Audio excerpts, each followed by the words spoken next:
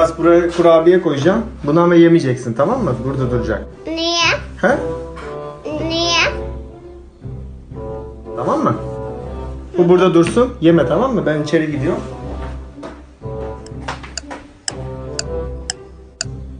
Yemiyorum Bekan.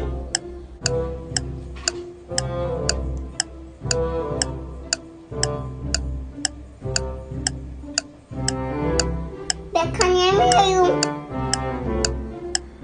Bekan yemiyorum. Bekan yemiyorum. Tamam. Yeme. Yersen yemiyorum.